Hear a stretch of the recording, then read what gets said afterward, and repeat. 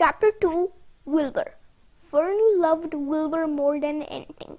She loved to stroke him, to feed him, to put him to bed.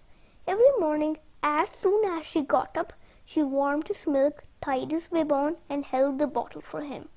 Every afternoon, when the school bus stopped in front of her house, she jumped out and ran to the kitchen to fix another bottle for him. She fed him again at supper time and again just before going to bed. Mrs. Arable gave him a feeding around noontime each day, when Fern was away in school. Wilbur loved his milk, and he was never happier than when Fern was warming up a bottle for him.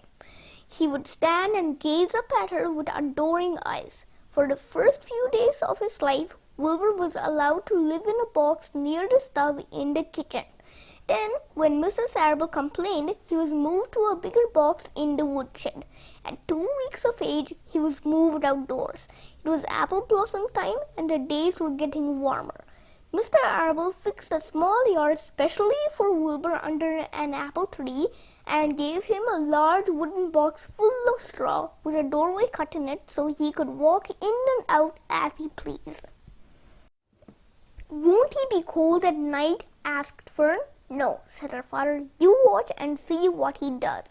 Carrying a bottle of milk, Fern sat down under the apple tree inside the yard. Wilbur ran to her and she held the bottle for him while he sucked. When he had finished the last drop, he grunted and walked sleepily into the box. Fern peered through the door. Wilbur was poking the straw with his snout. In a short time, he had dug a tunnel in the straw. He crawled into the tunnel and disappeared from sight, completely covered with straw. Fern was enchanted. It relieved her mind to know that her baby would sleep covered up and would stay warm. Every morning after breakfast, Wilbur walked out to the road with Fern and waited with her till the bus came. She would wave goodbye to him, and he would stand and watch the bus until it vanished around a turn.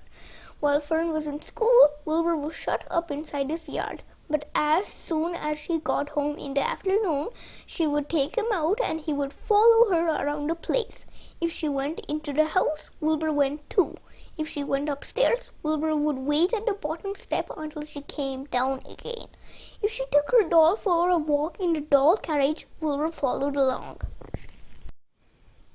Sometimes on these journeys, Wilbur would get tired, and Fern would pick him up and put him in the carriage alongside the doll.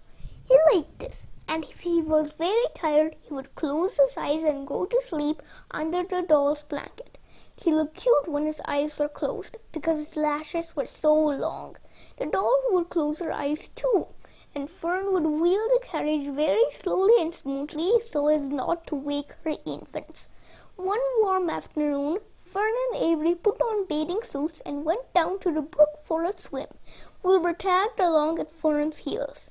When she waded into the brook, Wilbur waded in with her. He found the water quite cold, too cold for his liking. So while the children swam and played and splashed water at each other, Wilbur amused himself in the mud along the edge of the brook, where it was warm and moist and delightfully sticky and oozy. Every day was a happy day and every night was peaceful. Wilbur was what farmers call a spring pig, which simply means that he was born in springtime. When he was 5 weeks old, Mr. Arable said he was now big enough to sell and would have to be sold. Fern broke down and wept, but her father was firm about it. Wilbur's appetite had increased. He was beginning to eat scraps of food in addition to milk. Mr. Arable was not willing to provide for him any longer. He had already sold Wilbur's 10 brothers and sisters. "He's got to go, Fern," he said. "You have had your fun raising a baby pig, but Wilbur is not a baby any longer and he has got to be sold. Call up the Zuckermans," suggested Mrs. Arable to Fern. "Your Uncle Homer sometimes raises a pig, and if Wilbur goes there to live, you can walk down the road and visit him as often as you like. How much money should I ask for him?" Fern wanted to know.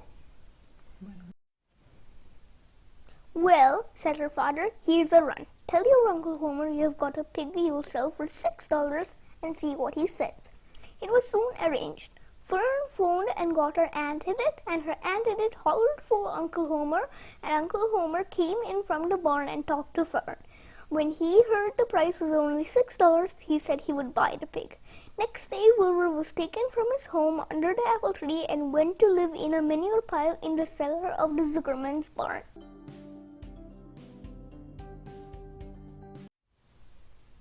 Fern continues to love, care for, and even anthropomorphize Wilbur, treating him like a human and giving him the attention and dignity often only reserved for human animals. Nature always runs its course, and soon Fern is reminded that as much as she'd like her little pig to be a real baby, it is, at the end of the day, an animal. Fern promises to continue caring for Wilbur just as intensely and to not let distance come between them.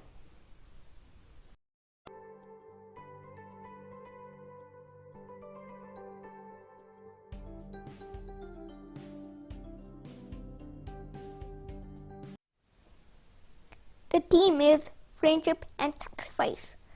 Charlotte Webb's central theme is friendship, especially the ways in which true friendship often involves self-sacrifice. Wilbur and Fern's friendship begins when Fern, an 8-year-old girl, stops her father from unfairly killing the runt of their sow's newest litter. Fern feeds the newborn Wilbur from a bottle, gives him carriage rides alongside her favorite dolls, and makes sure his every need is met.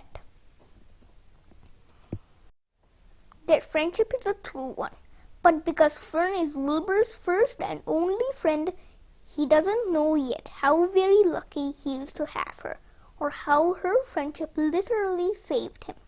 Fern has to adjust her own routines and responsibilities to make room for Wilbur in her life, a sacrifice she willingly undertakes as she bottle feeds him 3 or 4 times each day and spends the heady first days of spring caring for Wilbur rather than frolicking with her brother Avery and their friends.